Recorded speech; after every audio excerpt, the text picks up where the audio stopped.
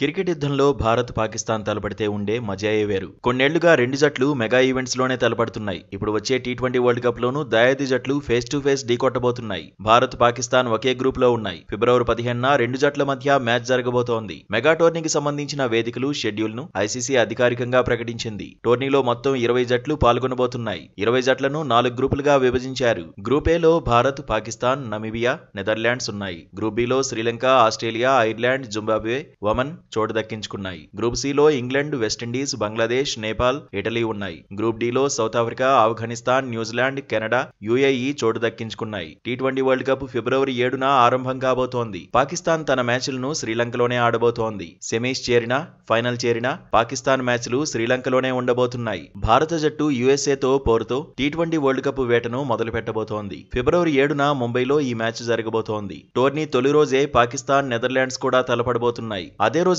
కోల్కతాలో వెస్టిండీస్, బంగ్లాదేశ్ ఢీకొడతాయి. భారత్ తన రెండో మ్యాచ్ ను నమీబియాతో ఆడుతుంది. ఈ మ్యాచ్ కు ఢిల్లీ వేదిక కాబోతోంది. ఫిబ్రవరి 15న కొలంబోలో భారత్, పాకిస్తాన్ ఢీకొడతాయి. అహ్మదాబాద్ లో ఫిబ్రవరి 18న నెదర్లాండ్స్ తో టీమిండియా తలపడుతుంది. పాకిస్తాన్ ఫైనల్ చేరకపోతే అహ్మదాబాద్ లోనే మార్చి 8న టైటిల్ పోరు జరగబోతోంది. భారత్ లో 5 వేదికలు వరల్డ్ కప్ కు ఆతిథ్యం ఇవ్వబోతున్నాయి. అహ్మదాబాద్, ఢిల్లీ, కోల్కతా, చెన్నై, ముంబైలో మ్యాచ్లు జరగనున్నాయి. శ్రీలంకలోని 3 వేదికలు ఆతిథ్యం ఇవ్వబోతున్నాయి.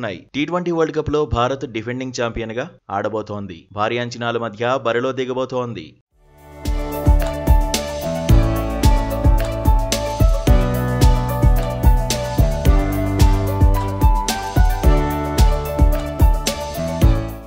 టీమిండియా మాజీ కెప్టెన్ రోహిత్ శర్మకు అరుదైన గౌరవం దక్కింది. వచ్చే టీ20 వరల్డ్ కప్ కు హిట్ మ్యాన్ ను బ్రాండ్ అంబాసిడర్ గా ప్రకటించింది. ప్రపంచ కప్ కు ప్రచారకర్తగా ఎంపిక చేయడంపై రోహిత్ శర్మ ఆనందం వ్యక్తం చేశాడు. ఇదొక గొప్ప గౌరవం అన్నాడు. వరల్డ్ కప్ జర్నీని గుర్తు చేసుకున్నాడు. నిజానికి రోహిత్ 2007 టీ20 వరల్డ్ కప్ గెలిచిన భారత్ జట్టులో సభ్యుడిగా ఉన్నాడు. తొలి వరల్డ్ కప్ లో అద్భుతంగా రాణించాడు. సౌత్ ఆఫ్రికాపై 50 పరుగులు, ఫైనల్లో పాకిస్తాన్ పై 30 పరుగులతో నాటౌట్ గా ఉన్నాడు. గత టీ20 వరల్డ్ కప్ లో కెప్టెన్ గా స్టామినా చూపించాడు. బ్యాటింగ్ ఆర్డర్ లోనూ ముందుండి నడిపించాడు. 17 సంవత్సరాల తర్వాత భారత్ జట్టుకు విశ్వకప్ ను అందించాడు. ఆ తర్వాతే పొట్టి ఫార్మాట్ నుంచి రిటైర్మెంట్ ప్రకటించాడు. టీ20 కెరీర్ లో రోహిత్ 4231 పరుగులు సాధించాడు. 32.01 యావరేజ్, 140.89 స్ట్రైక్ రేట్ తో అభిమానులను అలరించాడు.